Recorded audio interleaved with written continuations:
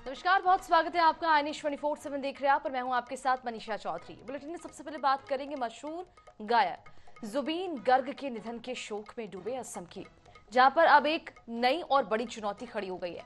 ये मुश्किल राज्य के 6 आदिवासी समुदायों की वजह से पैदा हुई है, जो कि अपनी मांगों को लेकर सड़कों पर उतर आए हैं। बीते 10 दिनों से असम का मटक समुदाय विरोध प्रदर्शन कर रहा है और समुदाय की मुख्य मांग जो है वो अनुसूचित जनजाति का दर्जा और साथ ही साथ अपने सामाजिक, सांस्कृतिक, आर्थिक और प्रशासनिक निर्णय लेने का अधिकार, यानी कि पूर्ण स्वयं सत्ता हो सकता है। बताते हैं आपको ये भी चले कि यही मांग चाई जनजाति, ताई, अमोम, मोरान, चुटिया और कोच राजबोंगशी कर रही है। ये सभी 6 समुदाय मिलकर राज्य की कुल आबादी का लगभग 12% हिस्सा है।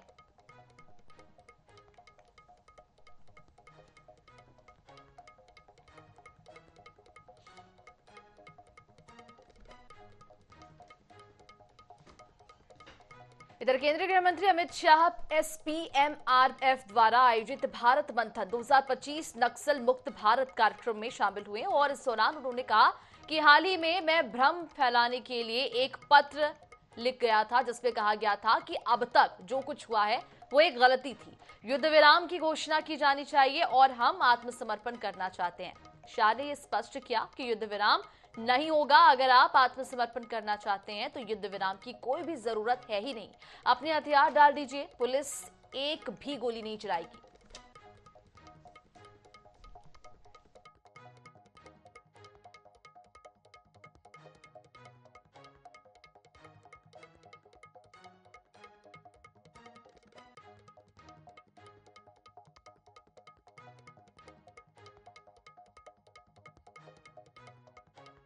स्टेटमेंट दिया है कि 31 मार्च 2026 तक ये देश नक्सलवाद से मुक्त हो जाएगा।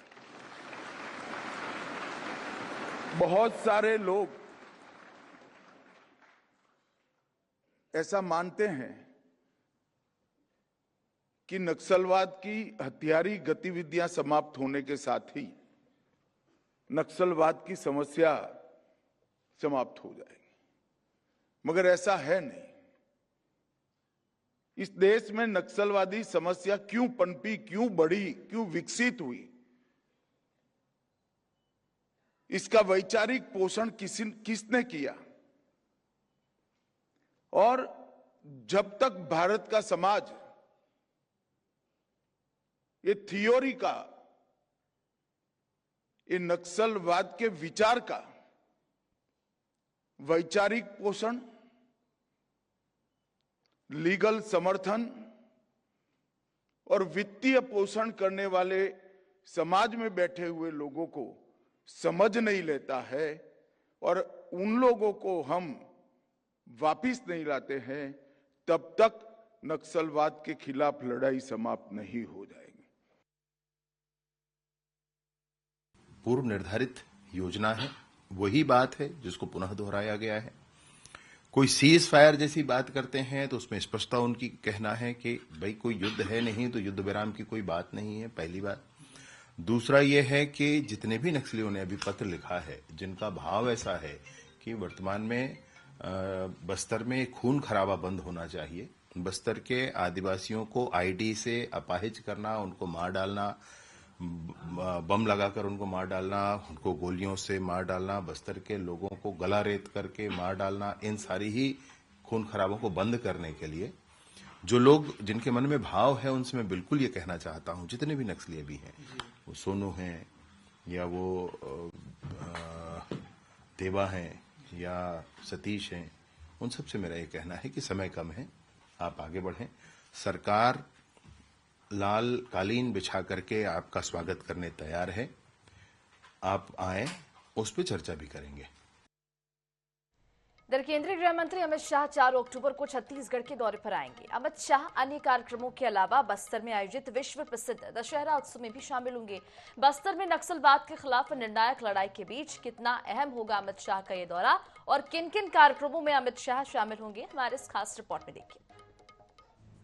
31 मार्च 2026 को इस देश की भूमि पर से हम नक्सलवाद को पूर्ण रूप से समाप्त करने का काम करेंगे। छत्तीसगढ़ समेत पूरे देश से नक्सलवाद के मार्च 2026 तक खात्मे का संकल्प केंद्रीय गृह मंत्री अमित शाह ने लिया है। इस संकल्प के बाद लगातार अमित शाह बस्तर आ रहे हैं। बस्तर में अमित शाह सुरक्षा बलों का मनोबल भी बढ़ा रहे हैं। नक्सलवाद का दंश झेल चुके आदिवासियों से मुलाकात भी कर रहे हैं। इसी क्रम में 4 अक्टूबर को एक बार फिर अमित शाह बस्तर पहुंचेंगे। शाह का कार्यक्रम जगदलपुर में विश्व प्रसिद्ध बस्तर दशहरा में होंगे शामिल। बस्तर दशहरा के मोरिया दरबार में भी होंगे शरीक। कार्यक्रम के बाद मांझी चालकी गायता के साथ करेंगे भोजन। वरिष्ठ अधिकारियों से नक्सल ऑपरेशन के संबंध में लेंगे जानकारी। जगदलपुर में आयोजित स्वदेशी मेले में होंगे शामिल। मुख्यमंत्री विष्णुदेव साय, उप मुख्यमंत्री विजय शर्मा भी रहेंगे मौजूद। छत्तीसगढ़ में नक्सलवाद की समाप्ति के संकल्प के बाद अमित शाह का हर दौरा महत्वपूर्ण रहा है।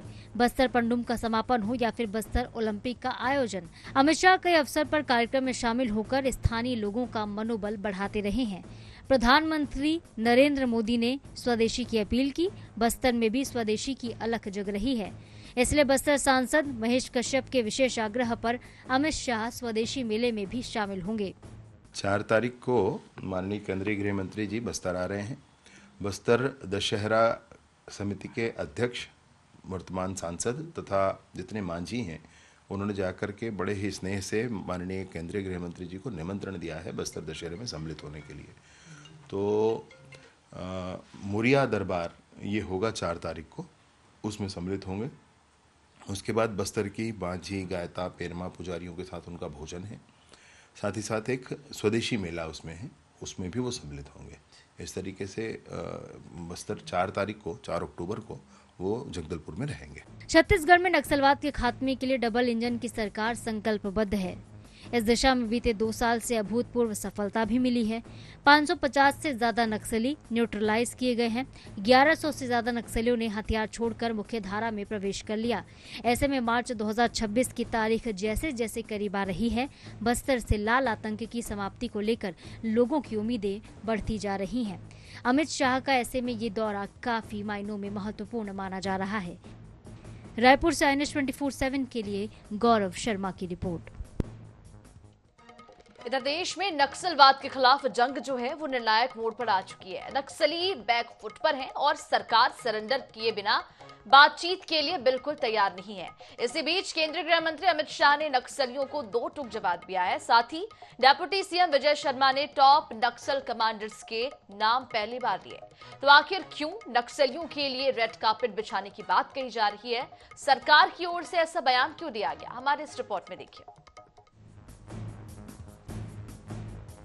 31 मार्च 2026 तक ये देश नक्सलवाद से मुक्त हो जाएगा। जो हथियार छोड़कर सरेंडर होकर आना चाहते हैं उनके लिए रेड कारपेट है।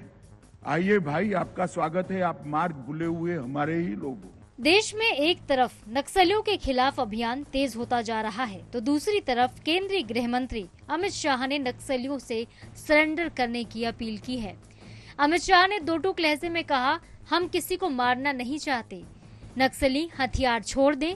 दूसरी तरफ छत्तीसगढ़ के गृह मंत्री विजय शर्मा ने पहली बार नक्सलियों के टॉप लीडर्स का नाम लेकर सरेंडर करने की बात कही। विजय शर्मा ने सोनू, वेणुगोपाल, सतीश, बारसे देवा और हेड़मा का नाम लेकर तुरंत सरेंडर करने की बात दोहराई। दरअसल इस समय हमारे सुरक्षा बल नक्सलियों की मान में घुसकर प्रहार कर रहे हैं और नक्सली बैकफुट पर नजर आ रहे हैं। नक्सलियों के खेमे में बिखराव और मतभेद भी स्पष्ट तौर पर दिखाई दे रहा है। इस बीच विजय शर्मा का टॉप लीडर्स का नाम लेना ये बताता है कि सरकार की नजर नक्सलियों के हर एक मूवमेंट पर है। इसीलिए नक्सलियों के पास सरेंडर या फिर सुरक्षा बलों का सामना करने के अलावा कोई विकल्प नहीं बचता। यही वजह है कि सरकार ने मुख्यधारा में लौटने पर रेड कारपेट बिछाकर स्वागत करने की बात भी कही। साथ ही पुनर्वास नीति का लाभ दिलाने का भरोसा भी दिलाया। जबकि दूसरी तरफ कांग्रेस केंद्रीय मंत्री और राज्य के गृह मंत्री के बयान पर तंज कसती नजर आ रही है।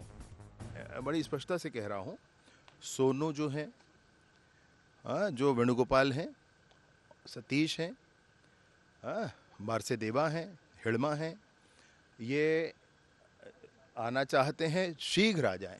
सरकार लाल कालीन बिछाकर इनका स्वागत करेगी। आ जाएं, पुनर्वास करें, चर्चा भी उसके बाद होगी और उस पर क्या करना है ये देखा जाएगा, लेकिन इनको जल्दी ही आ जाना चाहिए। जब केंद्रीय गृह मंत्री इससे पहले भी थे, पिछले कार्यकाल में भी अमित शाह जी जब छत्तीसगढ़ आए थे तो तारीफ भी किए थे कांग्रेस की सरकार, 3 बार तारीफ किए थे, शायद वो दिन भूल गए। जब कांग्रेस की सरकार थी हमारे छत्तीसगढ़ में, साल में एकाध बड़ी घटनाओं को छोड़कर घटनाएं पूरी तरह से कम हुई। कैंप कांग्रेस की सरकार ने स्थापित किया। आज तो गृह मंत्री वही झीरम घाटी में रात को भी आते और रील बनाते। ये देखो मैं रात को आ रहा हूं झीरम घाटी से। इसको तो धन्यवाद कांग्रेस की सरकार को देना चाहिए। बहरहाल छत्तीसगढ़ में नक्सलवाद अब अंतिम सांसें ले रहा है। मार्च 2026 में सशस्त्र नक्सलवाद का खात्मा हो जाएगा। यहीं आने वाले समय में सरकार ने वैचारिक लड़ाई भी शुरू करने के संकेत दे दिए हैं। इसके साथ ही नक्सलियों के नाम लेकर उन्हें सरेंडर करने की नसीहत भी दी जा रही है।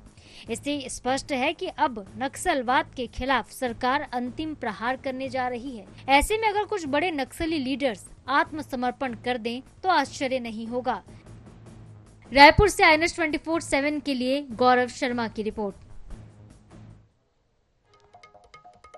इधर राजधानी रायपुर में आज सीएम विष्णुदेव साई की अध्यक्षता में कैबिनेट की महत्वपूर्ण बैठक होगी और ये बैठक नवा रायपुर के महानदी भवन में दोपहर 3:30 बजे से शुरू की जाएगी। इसमें प्रदेश सरकार के सभी मंत्री शामिल होंगे और कई महत्वपूर्ण मुद्दों को लेकर बातचीत भी की जाएगी। जानकारी के मुताबिक बैठक में प्रदेश की विकास परियोजनाओं की प्रगति और नई योजनाओं की रूपरेखा पर विचार किया जाएगा। बताया ये भी जा रहा है कि खासकर किसानों के लिए नई योजना, सब्सिडी, आधुनिक कृषि तकनीक और सहकारी समितियों से जुड़े प्रस्तावों पर निर्णय लिया जा सकता है। साथ ही स्वास्थ्य सेवाओं के विस्तार, सरकारी अस्पतालों की व्यवस्थाओं में सुधार और शिक्षा क्षेत्र में नए कार्यक्रम शुरू करने जैसे मुद्दों पर भी चर्चा संभव है। बैठक में प्रदेश की आम जनता को कई नई घोषणाओं की उम्मीद भी है।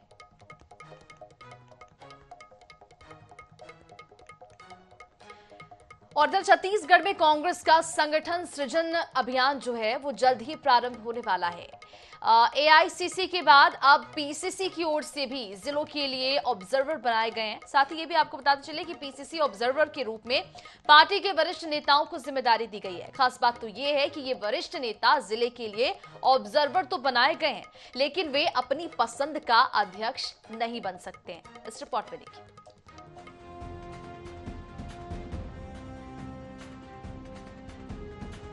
छत्तीसगढ़ की कांग्रेसी सियासत में इन दिनों एक ही चर्चा है, कौन बनेगा जिला अध्यक्ष। दरअसल जिला अध्यक्षों का चयन कांग्रेस के संगठन सृजन कार्यक्रम के तहत होगा, जिसके लिए कवायद चल रही है। बहरहाल अगले हफ्ते पर्यवेक्षक पहुंच जाएंगे। राष्ट्रीय स्तर पर नियुक्त पर्यवेक्षकों के साथ PCC की ओर से भी ऑब्जर्वर अटैच किए गए हैं। PCC ने TS सिंहदेव से लेकर ताम्रध्वज साहू और धनेन्द्र साहू जैसे दिग्गज नेताओं को पर्यवेक्षक की जिम्मेदारी सौंपी है। कई पूर्व विधायक और वर्तमान विधायक भी दूसरे जिलों के लिए पर्यवेक्षक बनाए गए हैं। ऐसे में अब उन्हें अपने प्रभार जिलों में जाकर जिला अध्यक्षों का चयन करना होगा। इस दौरान न सिर्फ वे प्रभार क्षेत्र में पदाधिकारियों और कार्यकर्ताओं से फीडबैक लेंगे, बल्कि शहर के प्रबुद्ध लोगों से भी चर्चा करेंगे।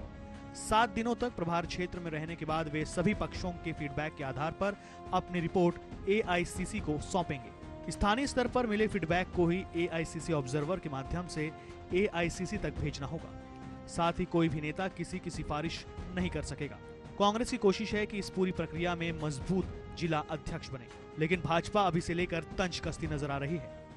बहुत जल्द दशहरा के बाद आएंगे, आने के बाद अपने अपने प्रभार जिलों में जाएंगे और वहाँ के कार्यकर्ता, वहाँ के सीनियर नेता, तमाम वहाँ के आम जनता और सामाजिक संगठन हो सके मीडिया के साथियों से भी चर्चा करें और संगठन की मजबूती के लिए बेहतर मजबूत जिला अध्यक्ष चयन करेंगे, ताकि आने वाले 2028 में विधानसभा चुनाव में हम जाएंगे तो इससे हमको ताकत मिलेगी, मजबूत मिलेगी और नए रणनीति के साथ हम सरकार के खिलाफ हमारी लड़ाई बढ़ेगी। देखिए, कांग्रेस की तो आज बुरी हालत है, जनता दूर जा चुकी है, हारी पीटी पार्टी है, ये कुछ भी कर लें इनका कुछ होना नहीं है। कांग्रेस में तो चाहे सीनियर हो चाहे जूनियर हो, ढाक का 3 पात है। अब ये देखने वाली बात होगी कि गुजरात और मध्य प्रदेश की तर्ज पर यहाँ भी नेताओं की मनमर्जी से अध्यक्ष बनेंगे या संगठन सृजन अभियान कांग्रेस के लिए संजीवनी साबित होगा। रायपुर से INS 24/7 के लिए गौरव शर्मा की रिपोर्ट। चलिए बात करेंगे मध्य प्रदेश की, जहां पर कांग्रेस में सियासी घमासान थमने का नाम नहीं ले रहा। ताजा मामला जो है वो इंदौर से जुड़ा हुआ है। जिले में बड़े नेताओं के बिना संगठन को जानकारी दिए तौर पर को लेकर इंदौर जिला अध्यक्ष ने सवाल खड़े कर दिए हैं। उन्होंने टिप्पणी की है कि बड़े नेता बिना जानकारी के शहर में कोई कार्यक्रम नहीं करें। बता दें आपको ये भी चले कि पिछले दिनों पूर्व सीएम दिग्विजय सिंह ने इंदौर दौरे को लेकर विवादित बयान दे दिया था, जिसके बाद विवाद की स्थिति जो है वो और भी ज्यादा बढ़ गई थी। इस रिपोर्ट में देखिए पूरा मामला। मध्य प्रदेश कांग्रेस में आपसी विवाद थमने का नाम नहीं ले रहा है। इंदौर में बड़े नेताओं के बिना पूर्व जानकारी के दौरे को लेकर शहर कांग्रेस अध्यक्ष चिंटू चौकसे ने तल्ख टिप्पणी की। उन्होंने सीधे नाम तो नहीं लिया, लेकिन माना जा रहा है कि उनका निशाना वरिष्ठ नेता दिग्विजय सिंह थे, क्योंकि 2 दिन पहले दिग्विजय सिंह इंदौर के शीतला माता मंदिर बाजार पहुंचे। इस दौरान नौकरी से निकाले गए मुस्लिम कर्मचारियों से मिलने का उनका इरादा था, लेकिन स्थानीय नेतृत्व को इसकी भनक तक नहीं लगी। कांग्रेस जिला अध्यक्ष ने पूरा मामला इंदौर समन्वय समिति की बैठक में उठाया। दूसरी ओर मध्य प्रदेश कांग्रेस के पूर्व प्रदेश अध्यक्ष अरुण यादव ने अपनी ही पार्टी को नसीहत दे दी। सोशल मीडिया पर पोस्ट करके उन्होंने कहा, सिर्फ भाषणों और बयानों से जहरीली विचारधाराओं से संघर्ष कर पाना नामुमकिन है।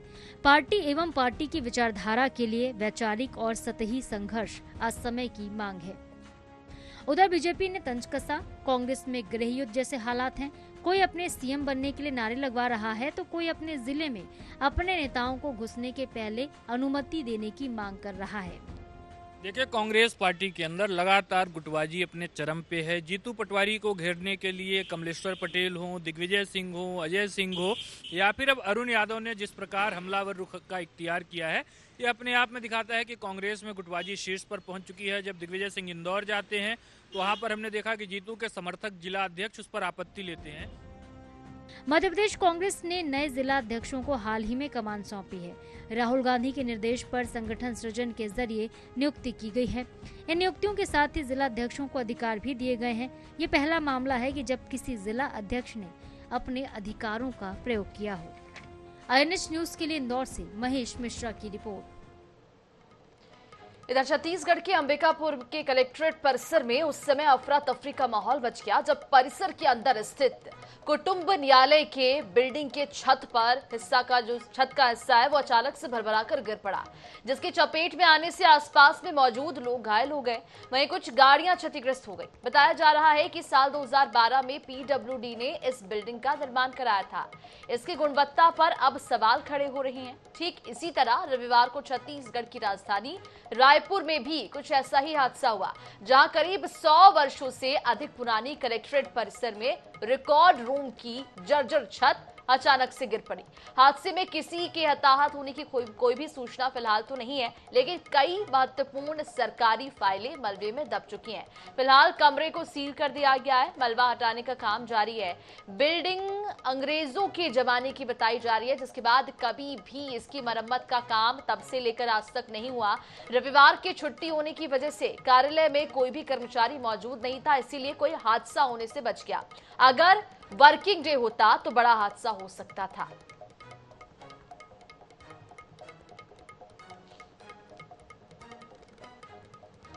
तो ये 2 तस्वीरें आप तक पहुंचा रहे। पहली तो अंबिकापुर से है, जहां पर दूसरी तस्वीर जो है वो राजधानी रायपुर से है और दोनों तस्वीरें कलेक्ट्रेट परिसर की है, जहां पर अचानक से जो छत है वो भरभराकर गिर पड़ा, लेकिन गनीमत रही कि कोई भी बड़ा हादसा नहीं हुआ है।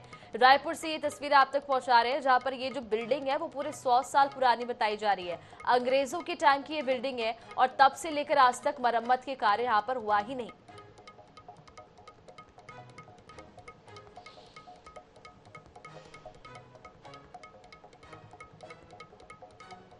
इधर मध्य प्रदेश के उच्च शिक्षा मंत्री इंदर सिंह परमार आगरमालवा जिले के नलखेड़ा पहुंचे और यहां पर मां बंगलामुखी मंदिर में दर्शन पूजन किया। दर्शन के बाद मंत्री परमार ने एशिया कप 2025 में भारत की जीत को लेकर कहा कि हमें अपने खिलाड़ियों और सेना पर गर्व करना चाहिए। उन्होंने विपक्ष पर निशाना साधते हुए कहा कि अगर कोई दल यहां तक कि कांग्रेस भी खिलाड़ियों की जीत पर प्रतिक्रिया नहीं देता तो ये संदेहजनक है। इसके साथ ही मंत्री परमार ने उच्च शिक्षा से जुड़े कार्यक्रमों की जानकारी दी। उन्होंने बताया कि प्रदेश में सभी कार्य नई राष्ट्रीय शिक्षा नीति के तहत हो रहे हैं।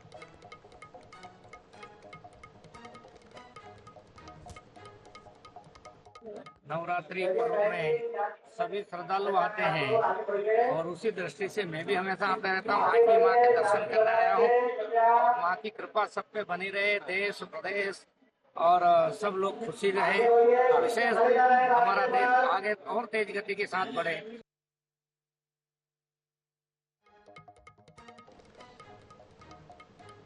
इधर स्वच्छता में अग्रणी इंदौर नगर निगम को अब देपालपुर नगर निगम परिसर को स्वच्छता के शीर्ष शहरों में शामिल करने का टास्क मिला है। लगभग 2 लाख की आबादी वाले देपालपुर को पायलट प्रोजेक्ट के तहत केवल स्वच्छ बल्कि मॉडल निगम परिसर के रूप में भी विकसित किया जाएगा। ये भी जानकारी आपको देते चले कि एमओयू साइन होते ही 15 सदस्यीय टीम ने सर्वे कर जरूरी ढांचे की जानकारी जुटा ली है और करीब 45 लाख की लागत से काम शुरू कर दिया गया।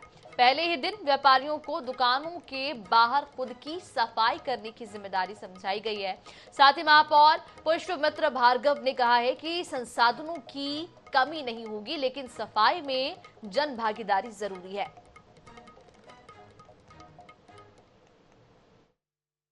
देपालपुर बनेगा नंबर 1। 1710 रैंकिंग है देश भर में 2030 नगर पंचायतों में से, और इंदौर के स्वच्छता गुरु बनने के बाद देश के प्रधानमंत्री जी और केंद्रीय मंत्री श्री मनोहर लाल खट्टर जी की योजना से मध्य प्रदेश के बड़े शहरों को अलग अलग शहर मिले हैं मेंटर करने के लिए। ये काम मिला है, इसलिए कल से ही एमओयू साइन होने के 24 घंटे में ही हमने देपालपुर को स्वच्छ बनाने का काम शुरू कर दिया है। और इसी के साथ फिलहाल इस बुलेटिन में इतना ही। देश और दुनिया की तमाम खबरों के लिए बने रहिए INH 24/7 के साथ। नमस्कार।